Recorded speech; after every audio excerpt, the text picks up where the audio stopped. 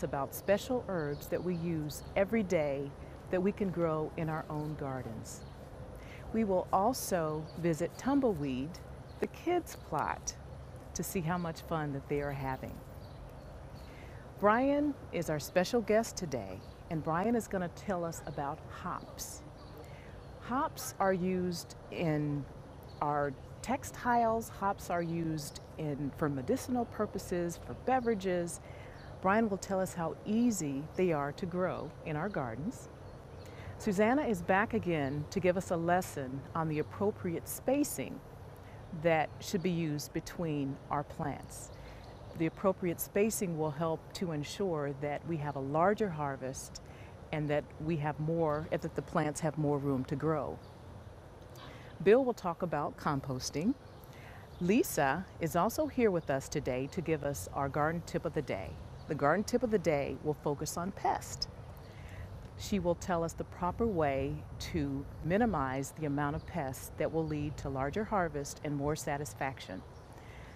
Today is a good day to be a gardener. I am so excited, so let's get started. And now, let's go to the PG County Herb Garden Plot to see Andrew and friends. Thank you, Dawn. I'm Andrew Pengelly. I'm here with the Prince George's County Herb Society, and I'm also a teacher in herbal medicine at the Maryland University of Integrative Health. And we have done a previous segment on this garden, so we're just having a little update here, and here we are in the middle of summer, and a few things have changed in the garden. We've still got some good volunteers here from the Herb Society. I've got Kat and Linda helping me in the back there. And so I'm just going to show you a few of the things that are doing well at this time of year. And also we note that some things are actually dying back. So last time we saw the chamomile was in full bloom, and now we see the chamomile's just about died back. However, don't despair, it will drop seeds and it will come up again. So when the weather's a bit cooler, we'll see more chamomile. But in the meantime, we see other plants really thriving at this time of year. So this tall looking plant here, which some people might recognize as sometimes seen as a weed growing in wetlands, it is a North American native plant that we call boneset, and it is a medicinal herb. It's an excellent plant for treating colds and mild fevers, and tastes rather bitter, but it's a favorite plant of the herbalists, and we use the plant. We'll be harvesting it probably in the next few weeks. Use the tops, the flowers and the leaves. The other thing I love about this plant, even as I look at it now, it always brings in a whole range and variety of pollinators. So you see all different types of wasps and bees and bumblebees on it all the time. So this is one of the great things about herbs in the summer month, is just the insect life that they bring, and the bird life as well. Some of these plants will attract hummingbirds as well. So for example, this one here is called anise hyssop or anise hyssop. Perhaps not as well known as some of the other herbs in the garden, but as you see, it's one of the most spectacular flowering plants in the midsummer.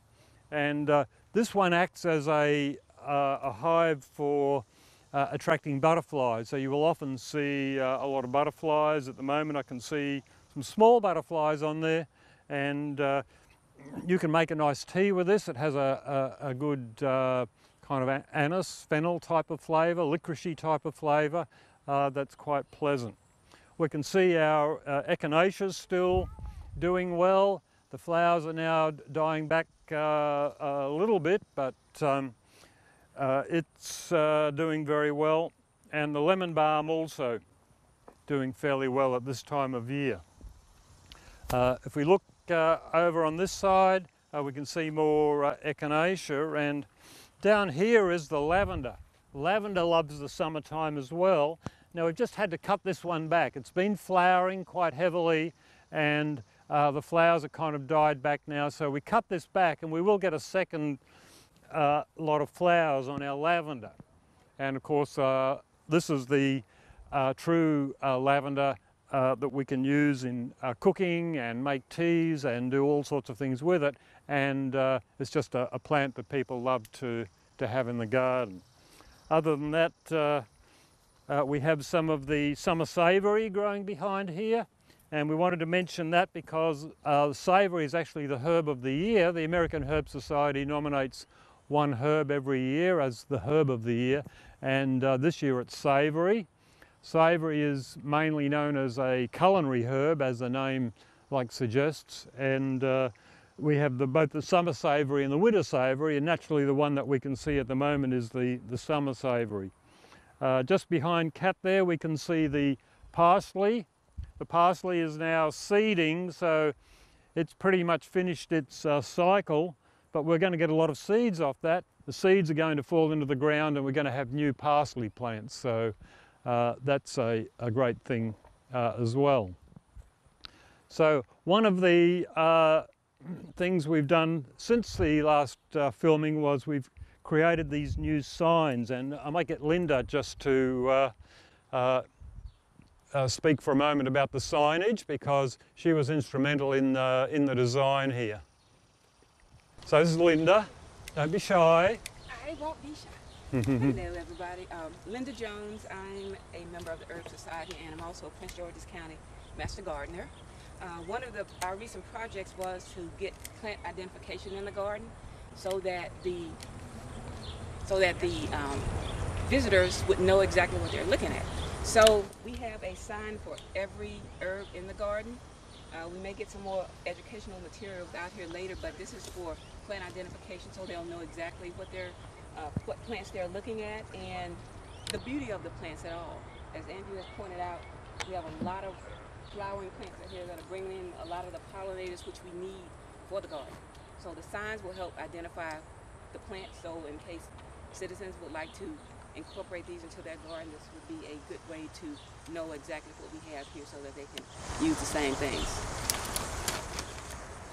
And that's a great point that you made about the pollinators as well, and I mentioned it earlier, but we have a lot of vegetable plots around here, but a lot of your vegetables are actually fruits that need pollination. So you look at your beans and your squash and your tomatoes, and so you need to have plants around that will attract the pollinators, and then they will also go and visit the other plants. So you can see it works in really well here in this community garden. So a couple more plants I can show you. Back here, nearly as tall as I am, is the marshmallow plant. I think we looked at this last time when it was quite small. Now you can see it's quite mature. It's actually formed seeds now, so any of our members or anyone here in the community garden that wants to grow marshmallow can get their seeds from here.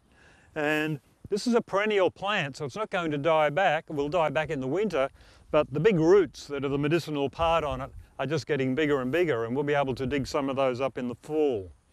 We've also got some lovage here that's been cut back as well. And some of you might remember the lovage is the herb that has a celery-like flavour, very, very strong flavour. And it's also set seed now. We've cut that back. People can plant seed, get more lovage in their garden, which is both has medicinal properties but also excellent for putting in salads and so on. We've still got the peppermint here.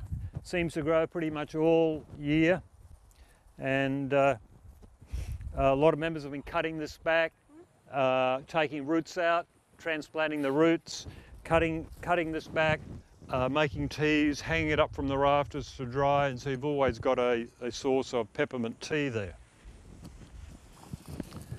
We do have some rosemary. This is our Mediterranean bed here, so you can see that it's raised up a little bit higher for the drainage, and we've also got some gravel over there, and that creates an atmosphere of very good drainage, and the Mediterranean herbs do very well here. So you can see we've got the lemon balm, the rosemary here. I don't know if you can see further back here, we've got the oregano. oregano, we've got the thyme, and the sage. So they're all good Mediterranean herbs, all medicinal plants as well as being culinary herbs there. So as you can see, that's summer here in the herb garden at the Laurel Community Gardens. And at this point, I just want to switch you over to Susanna, who's with the children in the kids plot, and I'll say goodbye to you.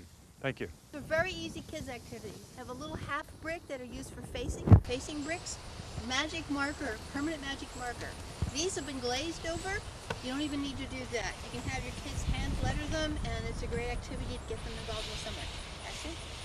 And that was her idea. I'm just voicing it for the garden and everything. So, you know, have a good time, and you too can have these labels. If you want to mount it on a stake, it's very easy. You don't need anything fancy. You get a wooden stake, get the nails with the wide head, drive it in so there's a little space, and then just slide this into the channel. Thank you.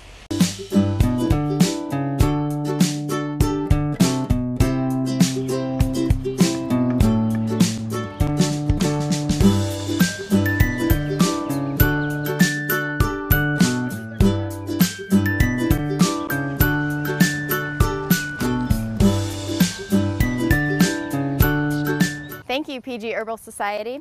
I'm here in our kids plot at the community garden, and my volunteer Molly, who's 3½, is going to help me. If you remember from our last episode, we had put some seeds in the ground for our squash plants, and then we also had some flowers to do companion planting. We planted some of the seeds in this old egg carton, and you know, it's starting to break down, and if we left them in here, it would be too tight. So we're going to get the kids to help us and spread some of these little seedlings to our different beds so that they'll be able to get much larger, and we'll be able to get some pretty flowers before long. So Molly, I need your help. What we're going to need to do is dig a little hole right here in between. Okay. Dig a hole.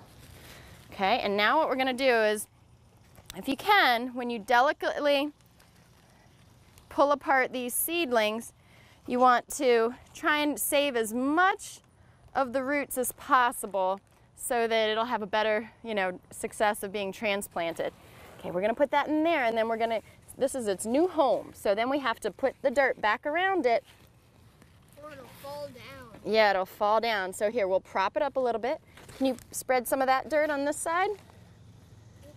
Okay, and then once you do that, what we have to do is pat, pat, pat.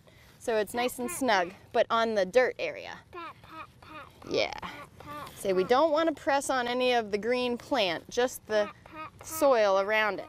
Okay, that looks like a great little home for that. So we have a few more seedlings here. We have 4. Great job. Now we're going to go over to Ben, who's going to help us with this one.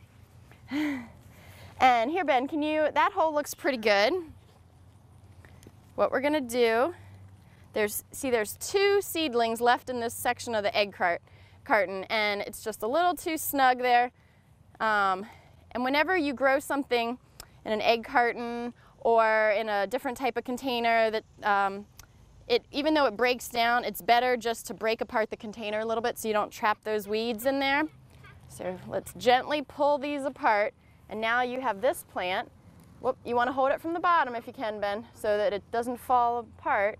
So put that down as straight as you can in there, and then move. Yep.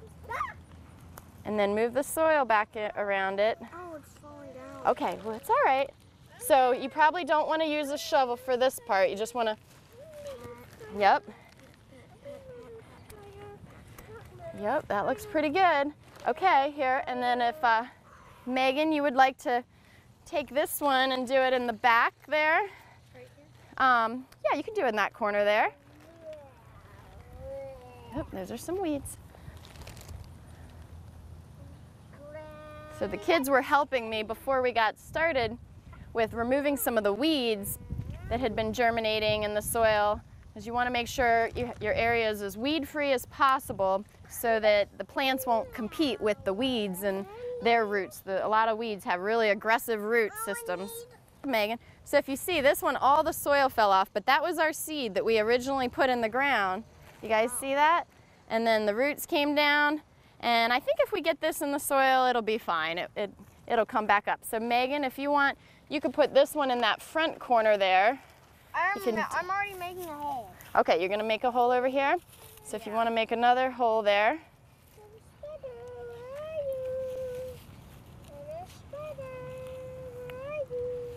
And we've been very lucky that, well, I guess lucky, that we've had lots of rain and we haven't had to water our kids' plot too much at all.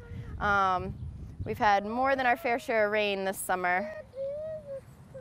So we might give these plants a little bit of water before we leave today, since we just transplanted them, but besides that, I think they'll do just fine. All right, you got one more hole here? Let's move it as far to the front of this bed as possible. Here you go, Ben. I need to wash my hands. We'll do it when we're all done, okay? I need to. Can you put some more dirt down? It's okay, I think you got it. I need to wash my hands. Okay, well, you can go do that right now if you'd like. Okay, so you're gonna hold the plant. You gotta put the plant down because those roots wanna be nice and snug under the soil. There we go. All right. Go get the watering can. Okay, great job. And if you find little weeds, it's great to pull them up while they're small, so you stay ahead of them because they keep coming all summer long. And if you really want to keep the weeds down after you've done a good job weeding, you can take some straw, preferably without any kind of seeds. You could put a layer of newspaper down first, and then you could sprinkle some of this around it. You could do grass clippings, you could do straw, hay, and by sprinkling that around, that'll help prevent weeds from popping up in those areas. You just don't want to put it on top of the plant that you have already transplanted there. So thank you very much. Megan, you were a great help in the kids' plot and the other kids as well. Now we're sending you over to Brian. Thanks, Susanna. I'm Brian. Been in Laurel for about 5 years, and since I got here, started brewing beer. Like a lot of people have gotten into recently, beer is really taken off, and I think as enough people have tried beer, they thought, how's it made? How do I make my own? For anyone who's made beer themselves, they're probably used to these. These are hop bags that you're going to get from shops up the road like Maryland Homebrew, and inside you can have hop pellets. So what this is basically your grown hops crushed into a small pellet that's going to be used. It's going to be your concentrated form. You do this enough, and again, you start wondering, well, how's this made? Because this doesn't come from nature. And so you have what you have behind me. Now you have hop plants. I got into growing hops about 3 years ago, and it's really been a great hobby for me. You can get your roots or your rhizomes from a lot of different stores. You can get them online. I think I got mine from Midwest Supplies. They're just basic roots. They're just like a single brown root. You're going to plant it in the ground. Nicest thing about hops, they're incredibly easy to grow. They basically need two things. They need sun and they need height. Friends of mine that have grown hops, try and set them up on a telephone pole. They can get upwards of 30 feet high if you let them. I can't really go 30 feet high here, so what I built is I built a trellis system just to get them up off the ground and then grow sideways. These roots here have been here for about 3 years. Something important to know if you want to get into growing hops. The first year, they're going to grow like crazy, but you're not going to get these flowers. So the first year you're going to do this, since they come in just like a single root, their primary goal is to establish the root system. So the first year, you'll see a lot of green growth, but again, you won't see these awesome flowers. These will normally come in your second or your third year. This is the hop. So this is actually what you're going to get as your flower off of the vine. These are incredibly easy to grow. As I mentioned, all they need is height and sun. You don't need a lot of soil preparation, compost, soil amendments. Those actually change like the nitrogen complex in the soil. Hops don't want that. Hops actually want kind of bad soil. They grow like a weed. The other thing they need is height. As you can see kind of along here on this growth, I've had some grow out all they want to do is grow up. They want to figure out how to get high. They're not meant to be like a ground cover root, or ground cover vine rather. So what you're going to do is you're going to plant probably in March or April, right when you start into your spring season, and probably around June you're going to start to see a lot of green growth. You're going to see a lot of these small little fingers coming off. It's going to grow really aggressively, and then it's probably going to stop for a little bit. Then you're going to see secondary growth come off, which are these little shoots that come off the middle. And here you can kind of see very closely, they've got these little flowers. That's the sign that it's starting to flower. As it establishes and as it starts to flower on the secondary vines, that's where you're going to get these hop cones from. And what's really cool, when you first pick them off, if you squeeze them, they bounce right back into shape because they're mainly full of water. What they're doing is they're establishing growth, they're growing. As they get older and when it's time to harvest them, when you squeeze them, they don't really bounce back into shape. They're gonna stay a little compressed. You have so many hops up here, 1 or 2 isn't gonna hurt you if you pick them off. So when you take one and you open it up, you see the inside, that's actually the hop oil. That's the primary component that you're trying to get out of the hop. So what you wanna do is as the hop dries out, the oil seeps back into the center and this becomes more concentrated. That shows you when it's time to harvest. Another good way to notice that is you start getting little brown, they start getting a little bit drier and you start to just get a little bit of brown on the edges of them. So when they're nice and green and kind of full of water and beautiful, that means they're still growing. It's not time to harvest yet. Once it's time to harvest, you have 2 options. You can just take the whole root off, take it down, and just pick them off. Or while it's up, you can just harvest them yourself. They like to hide. I'm not sure how easy it is to see, but they've got a whole bunch of hops up under those leaves there. These leaves give them a little bit of shade and protection for the extremely hot sunny days. When you harvest, there's 2 ways to use these. You can use them wet, but they're about 6 times water. So the rule of thumb is when you go to a homebrew shop and you get these bags, this is probably a 1 ounce bag. This probably came from about 6 ounces of hops because what they've done is they've dried them out, ground them up, and then pressed them into these little pellets. So for every 1 ounce that you need in a recipe, wet, these will call for about 6 ounces. If you want to use them wet, that's great. Doesn't change the flavor of the recipe or anything, you just have to account for it. If you want to use them dry, you just need a dehydrator. So you would pick these, lay them out in a dehydrator, let them dry out for a day or 2, really low heat.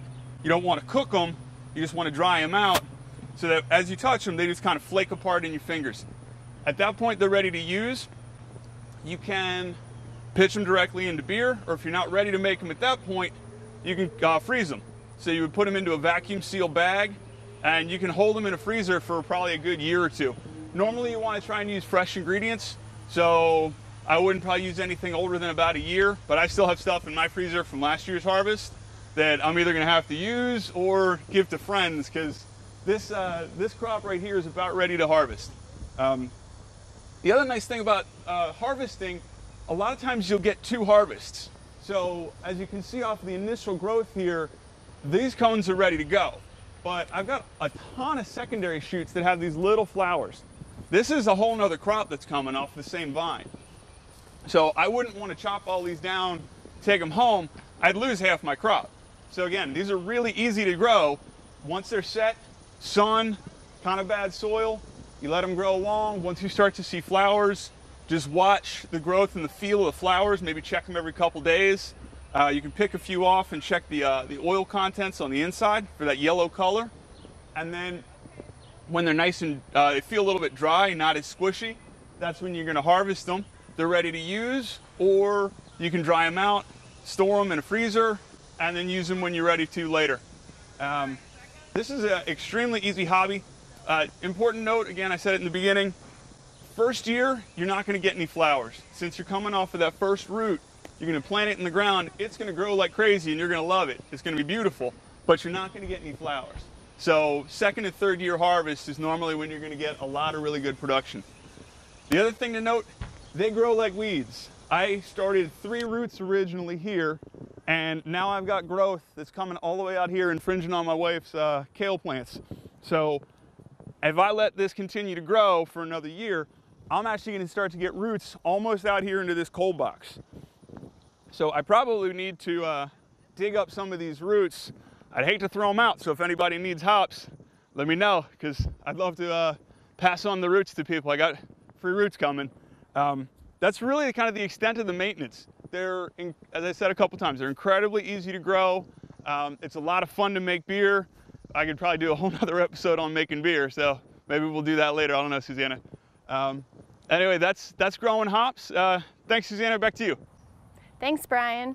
I'm over here to show you how you can have more success in the garden by spacing your plants out a little bit more. When we put these tomato plants in, we also sprinkled a few Swiss chard seeds in some of these open areas in between. Only problem is they're a little bit, you know, planted in clusters, a little too tight, and if we pull the seedlings up while they're small and spread them out, then we'll have, you know, larger Swiss chard when they get to their full size. So first thing you got to do is pull out any little weeds that might be hiding in between your seedlings, as long as you don't, you know, damage too much around it. And then now, I normally, you know, give them about 6 inches between plants and do kind of like a zigzag pattern. So here there's probably like 5 plants all in one little area. If you can delicately pull them up and try and keep the roots intact, you can put them in their new spot, tuck them in, and another one in here and tuck it in.